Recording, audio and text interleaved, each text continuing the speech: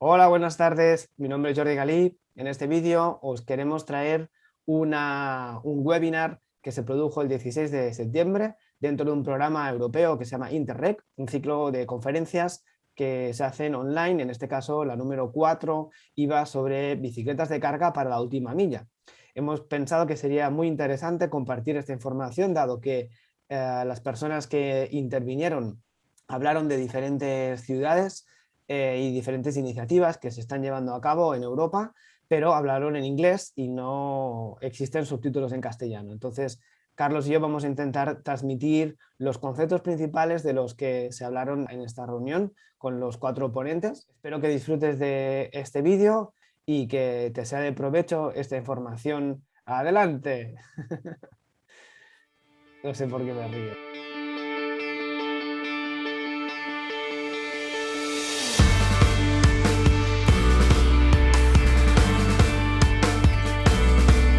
Esta reunión lo que hubo fueron 4 personas invitadas que explicaban diferentes aspectos y diferentes como iniciativas o best practice. Entonces, por un lado está esta del Thomas Mann de la Universidad de Magdeburg, que hablaba en general, pues eso, de las bondades de las bicis de carga y de los microhubs. Daba algunas consideraciones sobre cómo planificar el microhub y un poco referencia a ese estudio que comentábamos.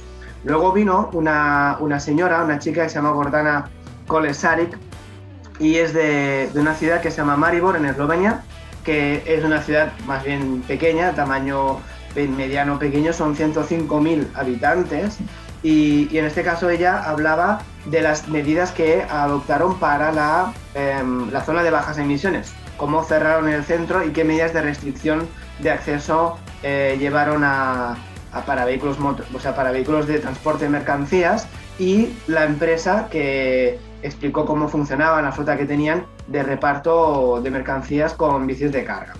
Después, en tercer lugar, habló Frank Adenstedt, que es el jefe del departamento de movilidad de una zona que se llama Gramschaft, no sé si obviamente no lo pronunciaré bien, pero bueno, que es en Alemania, una ciudad que está en el norte y que es una ciudad con una cuota modal ciclista de 30%.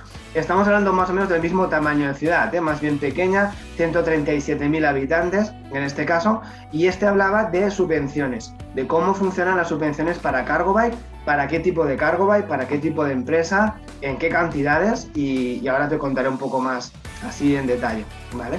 Y por último, la cuarta persona que intervino es una chica que se llama Hayley Roach, que es de Inglaterra, un municipio que se llama Milton Keynes, tampoco sé si lo he pronunciado bien ahora, pero esta ciudad es un poquito más grande, pero seguimos estando en ese tamaño medio, más bien pequeño, en este caso son 230.000 habitantes. Entonces esta ciudad está como a unos 70 kilómetros de Londres, del centro de Londres, y ella habló de varias cosas que hicieron allí. O sea, es una pasada, porque por un lado hicieron bicicletas para el consistorio, bicis de carga, por otro lado un proyecto de reparto de comida sobrante, que ahora te contaré, que se llama Hubs, y después también hicieron un programa de alquiler de bicicletas de carga para empresas, ¿vale? Con qué condiciones las alquilaban y qué cosas más hacían así a nivel complementario. Entonces, claro, son experiencias, las 4, pues muy distintas, pero súper interesantes y súper instructivas. ¿Te acuerdas de ese estudio sobre microplataformas? Sí, que está sí. publicado en la web, ¿no? de Cycle Logistics Federation, o City Changer Cargo Bike, que se llama Planning for Cargo Bike Hubs, de cómo planificar un hub, una microplataforma, y qué fases tiene que tener de implementación, qué cosas hay que tener en cuenta, compartir la pantalla. Entonces, ahora debes estar viendo el dossier de la Universidad de Magdeburg. Este documento está subido disponible en cyclelogistics.eu, ¿no? Sí, pondremos el enlace para poder acceder a este documento quien quiera ampliar la información, porque la verdad es que es bastante extenso. Pero bueno, para resumir, lo que decía Tom Assman, que por cierto es una persona que valdría mucho la pena hacer una entrevista y poder profundizar más en este tema, ¿no? Concreto de las cosas que él comentaba. Aquí lo que él empezaba diciendo, pues son las ventajas de la cargo bike, ¿no? Un game changer es un agente de cambio y estos 4 datos que pone aquí pues son bastante relevantes, ¿no? Aquí lo que dice es que una furgoneta puede ser reemplazada por 1,3 bicis de carga, es decir, no es directamente 1 a 1, pero sí que con una bicicleta y un poco más de carga se puede reemplazar una furgoneta. También dice que consume, eso es interesante, consume 10 veces menos energía una cargo bike que una furgoneta para el mismo peso o el mismo transporte, ¿se entiende? Eso también implica que son 10 veces menos emisiones de efecto de gases contaminantes y también reduce los accidentes de tráfico y los perjuicios, ¿no? O sea, la gravedad de los accidentes de tráfico. Yo aquí añadiría dime.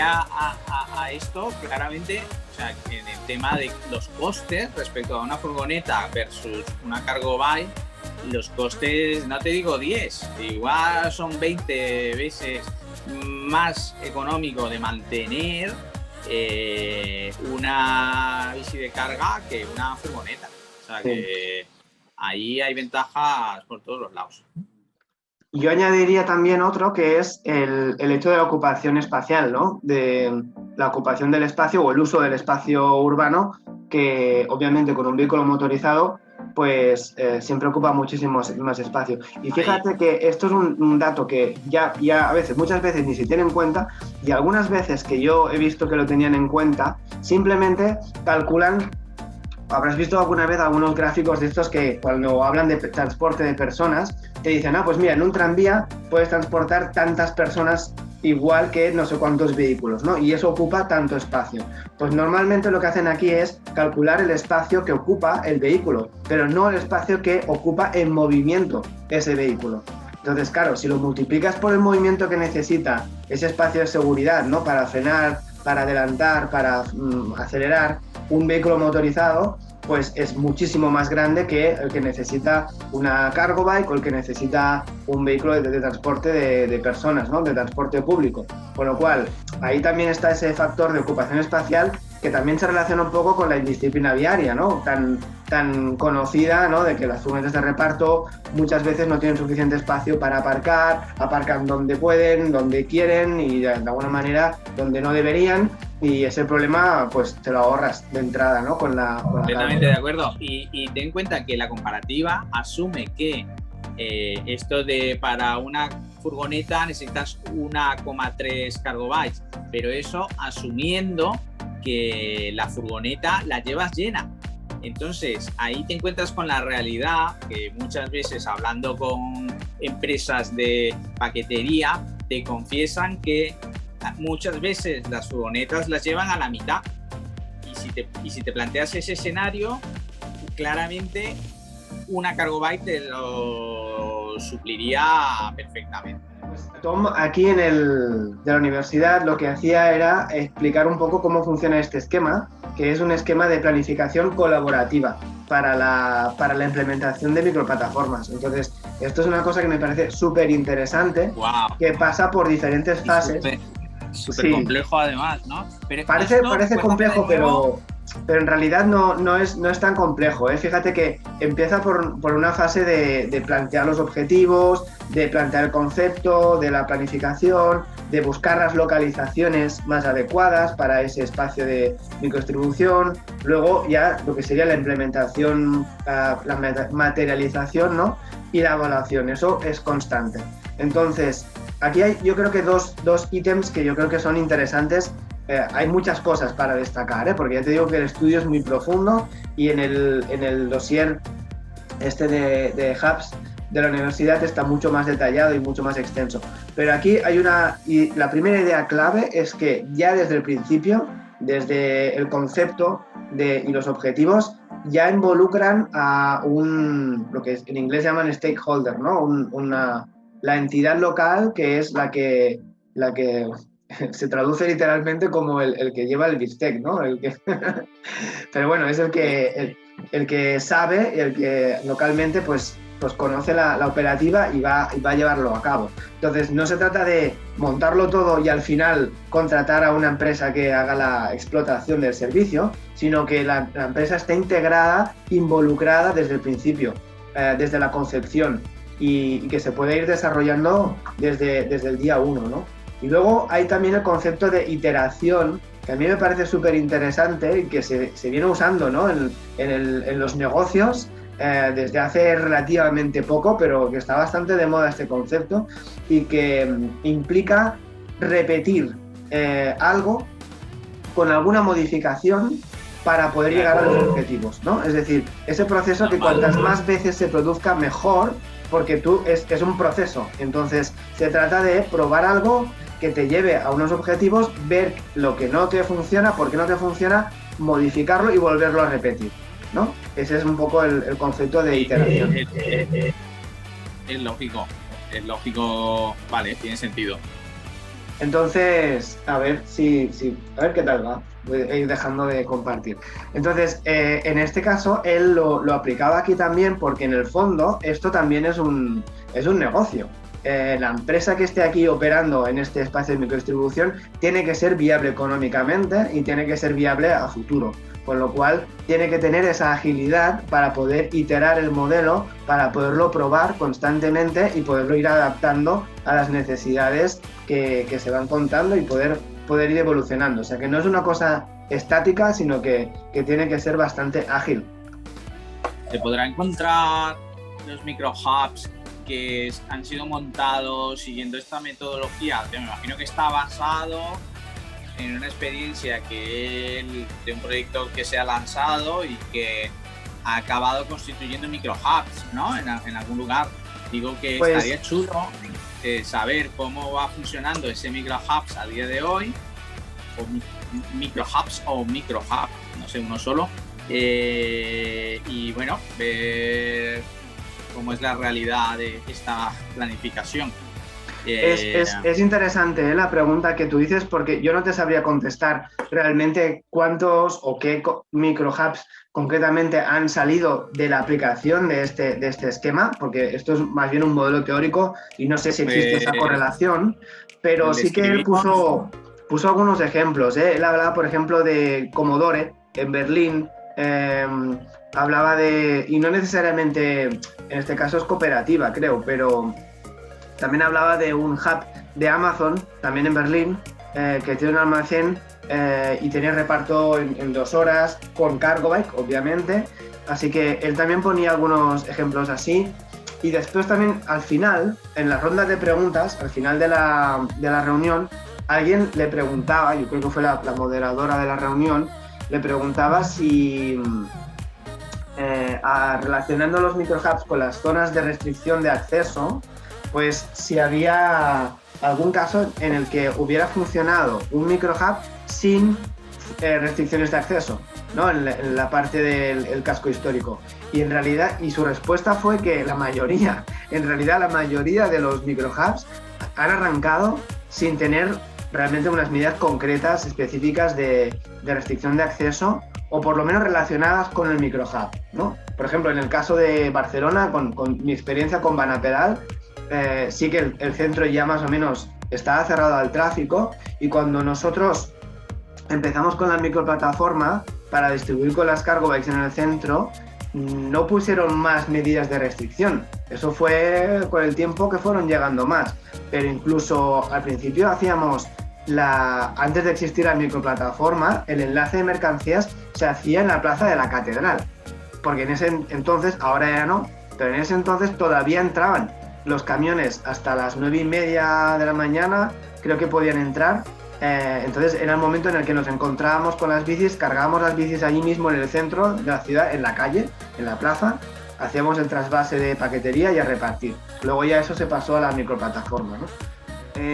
Hablaba también de que hay diferentes formatos, ¿no? de microplataforma, que son pues más móviles, menos móviles, en locales, en diferentes servicios. que puedan funcionar y que no existe una solución única. Él insistía mucho en eso, ¿no?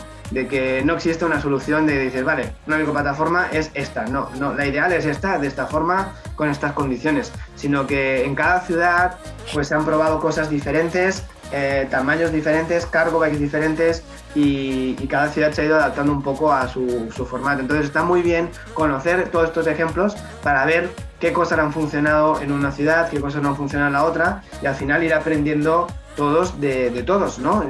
Y no cada ciudad por libre inventándose la rueda cada vez, ¿no? Eso es muy interesante. Y estos modelos ya los vimos cuando estudiamos el documento aquel que era como muy de imágenes, ¿no? Correcto. Donde mostraban los tipos de cycle hubs que había. O sea, que esto casa muy bien con lo que ya hemos mostrado en algún vídeo, sí. Luego él también hablaba mucho de la, ¿cómo se dice? La teoría o la estrategia del palo y la zanahoria, ¿no? Que además en inglés también lo dicen así, literalmente, ¿no? Sticks and carrots. Que es eso, ¿no? Es como ir poniendo restricciones, ir poniendo incluso, pues yo qué sé, multas y utilizar el sistema punitivo, pero al mismo tiempo dar también soluciones y facilidades y subvenciones para que esto vaya encontrando su lugar, ¿no? La ciclologística. También alguien le preguntaba, ¿no? De qué potencial de transportes, de viajes, de mercancías se podrían transferir a las bicicletas de carga, y en este caso él decía que hasta un 22% tranquilamente de los transportes de mercancías se podrían transferir y hacer perfectamente en bicis de carga. También le preguntaban por las distancias, ¿no?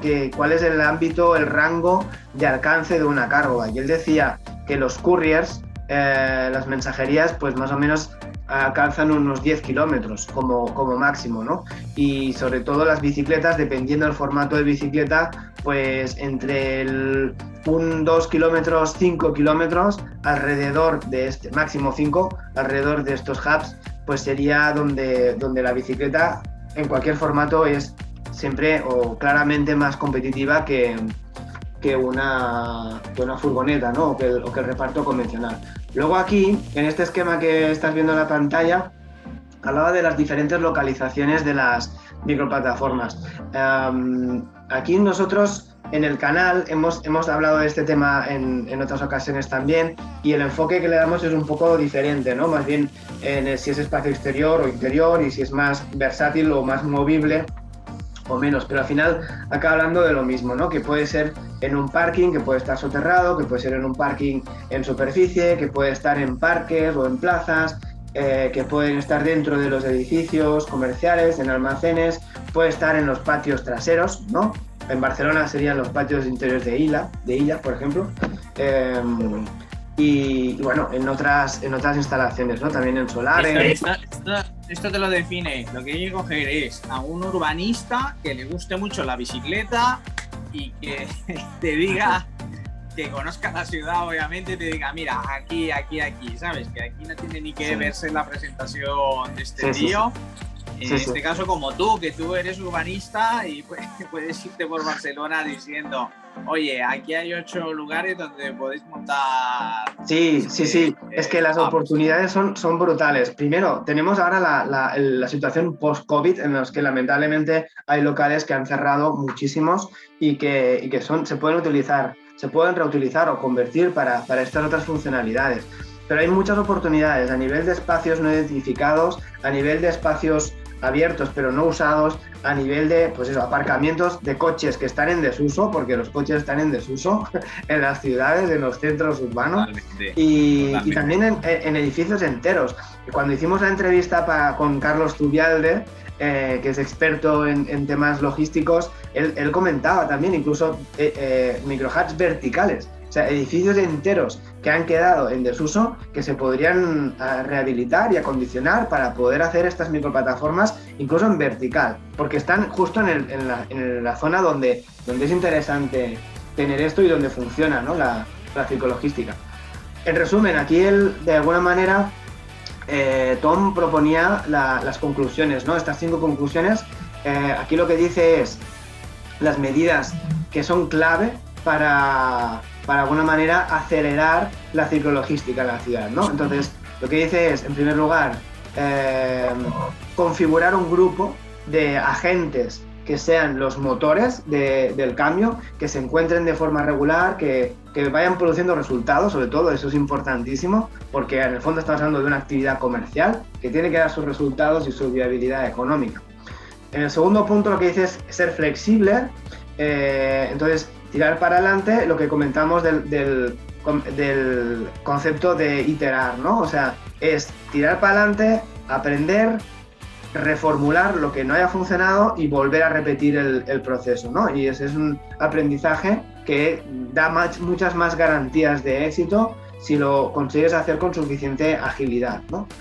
Luego, en tercer lugar, imponer las regulaciones, es decir, las zonas de bajas emisiones que son clave, las zonas libres de coches, ¿no? Que aquí ponen car free cities o distritos, en realidad también son motos, o sea, son las zonas de bajas emisiones y de sin motores, tenemos que decir, ¿no?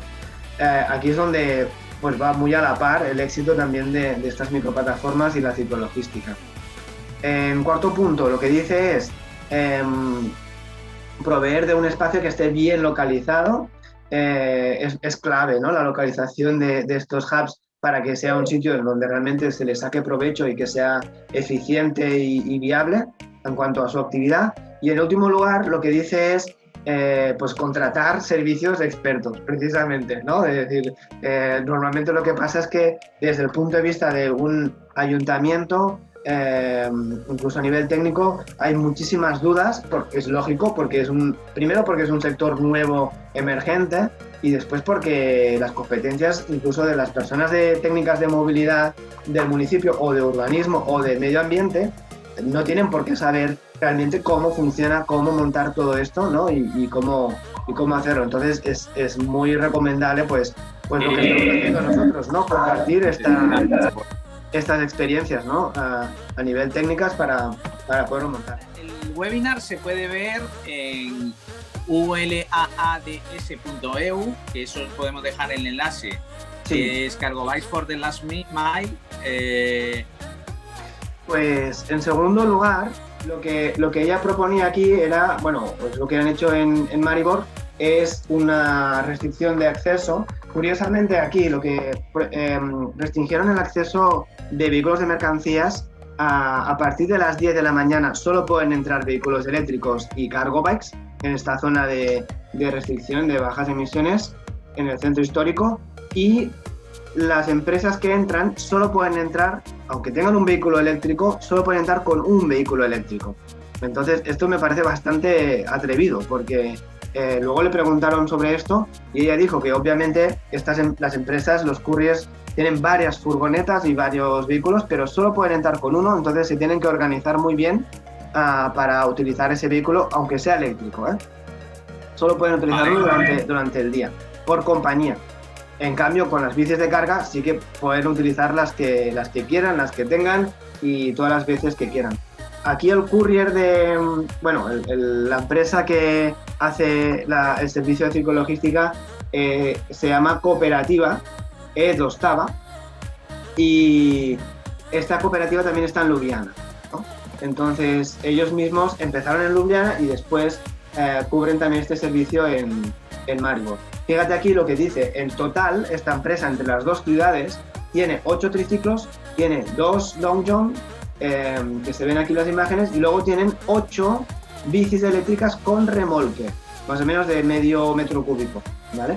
Son 5.000 euros que calcula de promedio, ¿no? Que se han gastado por cada una, pero fíjate cómo tienen mucho más, tienen 8 bicicletas, 8 triciclos, pero también tienen 8 bicicletas con remolque. Y luego lo que comenta interesante es que el financiamiento fue cofinanciado.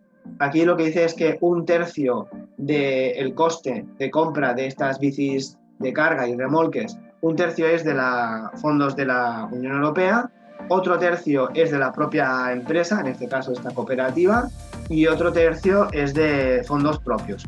Aquí no sé si se refiere los fondos propios del ayuntamiento, ¿vale? Del ayuntamiento, sí. Entiendo que sí. Entonces se lo han repartido así en 3 partes y han hecho esta facilidad para que esta empresa pueda operar la ciclologística en la ciudad de Maribo. Aquí habla de que incluso el coste por reparto es de 2 euros por paquete, ¿vale? También da el dato de que durante el lockdown, esto ha pasado en muchas ciudades, empezaron a ofrecer el servicio de reparto de comida, y que eso lo que hizo fue permitió sobrevivir a muchísimos restaurantes, locales de restauración que hubieran cerrado si no hubieran hecho este servicio de entrega a domicilio y lo hubieran hecho con las bicicletas, ¿no? O sea que en ese caso se salvaron por la ciclologística. O sea, el ayuntamiento montó un sistema de reparto de cargo bike de la mano de una cooperativa con fondos europeos, y que justo cuando lo tenían montado cayó lo de la pandemia, y entonces lo utilizaron para dar soporte a restaurantes y temas de reparto. O sea que, vamos, que lo que te hace pensar es como cuántos ayuntamientos hubieran deseado tener montado un sistema parecido para dar apoyo a su ciudad. Claro, y lo han hecho estas subvenciones, han hecho el cierre del centro para acceso a vehículos de mercancías, entonces lo han hecho a la par y claro, lo han consolidado enseguida, ¿no? Porque les ha venido la pandemia, el post-pandemia, el post-COVID también les ha pues confirmado que esto es un éxito y que funciona. Y ahora lo que también comentó es que se están planteando de ampliar el servicio, hacer el servicio del same day delivery, ¿no? Que es recoger y entregar en el mismo día, cosa que normalmente los operadores nacionales o internacionales no te pueden hacer por cómo están configuradas sus operativas, ¿no? Entonces una empresa local perfectamente te lo puede hacer, y sobre todo en bicicleta pues aún mejor, ¿vale? Después, en tercer lugar, el Frank Adenstedt en Alemania. Él lo que comentó fueron el plan de subvenciones para comprar bicis eléctricas, ¿no? En esta ciudad de 137.000 habitantes. Aquí voy a volver a compartir pantalla para que veas. Aquí lo que hablaba Frank de estas subvenciones de su municipio. Él es el jefe de departamento de movilidad del ayuntamiento de esta región, y lo que proponen, bueno, lo que hacen ya desde hace años, además, creo que empezaron en 2016, es que hacen una subvención del 25%, o sea, una cuarta parte del valor de la compra de la bici, te lo subvencionan con un límite de 500 euros, pues hay bicicletas que a lo mejor pues, pueden subir más de 2.000 euros, entonces aquí como mucho te darán 500, ¿no? Para bicicletas clásicas, es decir, no, cuando dicen clásicas en realidad se refieren a no motorizadas, sin asistencia eléctrica. Sí, Por lo que respecta a asistencia eléctrica, la subvención es hasta el 30% y el límite es de 1.000 euros, ¿vale? O sea que te pueden subvencionar 1.000 euros, que no van nada mal para comprar la bicicleta. O sea, tiene que ser una bici de 4.000 euros para que te den 1.000 euros de subvención. Sí. O si es de más de 4.000, pues te darán los 1.000 igualmente, ¿no? Entonces, eso. Aquí él hace un listado, también hizo un listado de lo que las empresas que lo utilizan y que lo han utilizado, que son desde autónomos, universidades, hospitales, guarderías, incluso congregaciones religiosas, empresas privadas, obviamente. También es curioso, muchos de empresas de jardinería, de silvicultura, ¿no? De cuidado de los bosques, ¿no? Ahí en Alemania es algo que lo tienen muy, muy desarrollado, pero también incluso bancos y farmacias. Aquí hay un poco de todo. Luego también comentaba que las subvenciones, hay varias categorías. Tú puedes elegir si quieres subvencionar una cargo bike eléctrica, un remolque eléctrico, como podría ser tipo Carga, es decir, Carla Cargo, un remolque que tiene la asistencia eléctrica, o puedes comprar una cargo bike con remolque, y eso es un pack también subvencionable, o una bici de carga clásica. Luego tienen el compromiso también de usarla durante 3 años después de la compra. Es una idea muy interesante para subvencionar, porque no significa mucho dinero para reembolsar, ¿no?, por parte de la administración pública. En realidad es una cosa que para ellos no supone, dentro de los presupuestos globales que tienen, no supone un esfuerzo enorme, y en cambio sí que tiene un efecto pues más que positivo, ¿no?, por todas las ventajas que hemos comentado. La última persona que habló, que es Hayley Roach, ella habló de la ciudad de Milton Keynes, en Inglaterra, y esta ciudad de 230.000 habitantes, lo que hicieron allí fue varias cosas. De entrada tenían, voy a volver a compartir pantalla, tenían un programa para 6 bicis de carga para el consistorio, para los diferentes servicios que pueda tener el ayuntamiento internamente. Luego tenían 3 bicicletas para el proyecto Habaps, este proyecto de recogida de comida sobrante, y después 12 bicicletas para el programa de alquiler de empresas. Esto es un programa para alquiler en 2 formatos, gratuito y no gratuito. Ahora te contaré. Pues aquí lo que explica un poco es este, ¿no?, el concepto. Al final son 21 bicis de carga, y para promocionar el uso de las bicis de carga. El programa este del Hub utilizaron estas incluso, o sea, bicis, triciclos y remolques, ¿no?, como puedes ver aquí un poco en las imágenes. Y al final es muy interesante, porque de todos los restaurantes y supermercados que sobran comida, que normalmente se tira a la basura, se desperdicia, pues ellos, con un programa de voluntarios, personas voluntarias, van a recogerlas y las ponen en circulación, pues con un beneficio social, ¿no? Y al final los datos que comentaba es que ahorraron un montón, 110.000 toneladas de comida que se hubieran ido para la basura, pues le cobraron por el lado de lo que ahorraban en comida. Interesante. Sí. 260.000 comidas, ¿vale? A nivel de unidades de comida o de servicios, ¿vale? Crearon 6 empleos verdes, lo que consideran empleos verdes, que antes no existían, y todo esto lo hicieron pues con un triciclo eléctrico y 4 cargos. ¿Vale? Guay. Luego comentaron el préstamo de bicicletas y las iniciativas locales. En este caso, esta chica es una emprendedora local que creó esta empresa que se llama Racing Deliveries, y lo que hace con esta empresa es, o sea, hace recados, hace mensajería, hace las compras a domicilio, te va a comprar y te lo lleva a domicilio, o alguna gestión, algún recado que puedas necesitar, ¿no? Y ahí tiene no sé si es Urban Arrow, esta bicicleta. ¿Ves? Aquí ves estos 2 modelos. Explican cómo las cargo bikes te las enseñan, hacen incluso cursos de formación, de training, de bikeability, ¿vale?, para poder manejar las bicicletas, y te explican qué características tienen y cómo funcionan. Ya ves que aquí hay una Urban Arrow de 2 ruedas, también en formato Long John, y tienen también Riesenmüller, que en este caso es una Load 75, ¿no? Sí.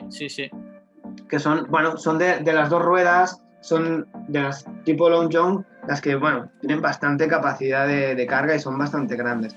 Aquí es curioso también, alguien me preguntó al final si era peligroso, si había accidentes y tal, y todos los 4 dijeron que no habían registrado ningún accidente con cargo bikes, y el jefe del departamento de movilidad de la ciudad en Alemania, el Frank, sí que comentó que era más difícil de conducir estas bicicletas, que tenían una curva de aprendizaje un poco más larga, pero que no se habían encontrado con accidentes así, ni mucho menos graves. Hombre, requiere de un periodo de aprendizaje, pero que suele ser muy corto.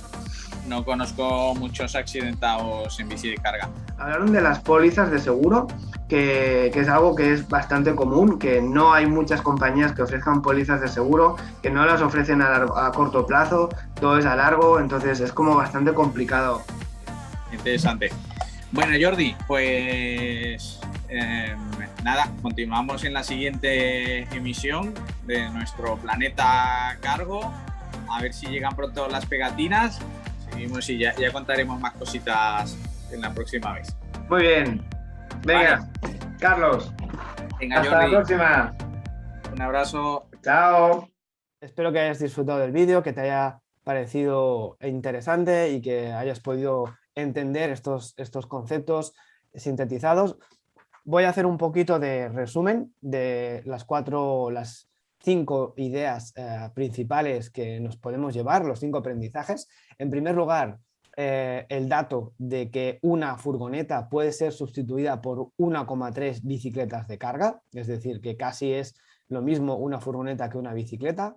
En segundo lugar, el aprendizaje sería que la planificación colaborativa de los hubs de distribución es clave que sea planificado y que sea de forma colaborativa con los diferentes agentes que intervienen en todo el proceso desde el principio. En tercer lugar, la valentía por parte de los ayuntamientos y los departamentos técnicos de aplicar restricciones de acceso, ¿no? La teoría del palo y la zanahoria, y no tener miedo a aplicar restricciones, como en el caso de Maribor, que permitían solamente la entrada de un vehículo, y además eléctrico, por empresa de transporte.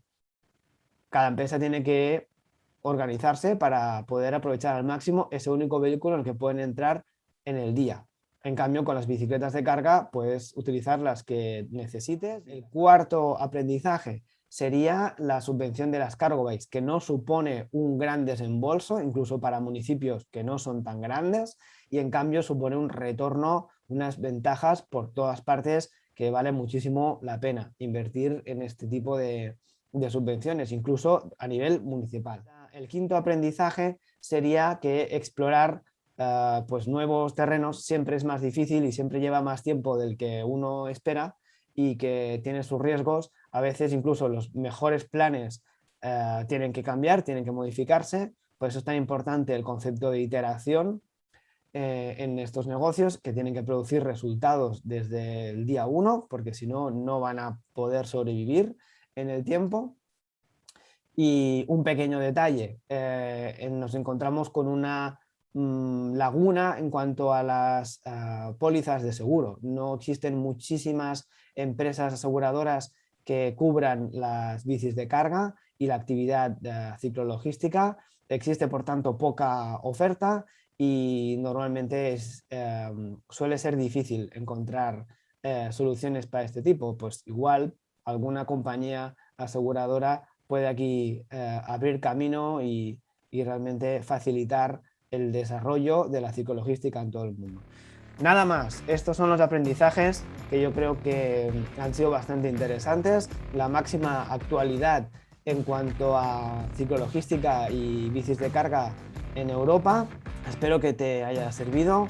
Si es así, pues apóyanos en el canal con un like, suscríbete si consideras que vale la pena que sigamos haciendo este tipo de vídeos, y déjanos algún comentario si te gustaría que siguiéramos hablando de estos temas o de algún otro tema que no se nos haya a lo mejor ocurrido. Así que esperamos tus comentarios.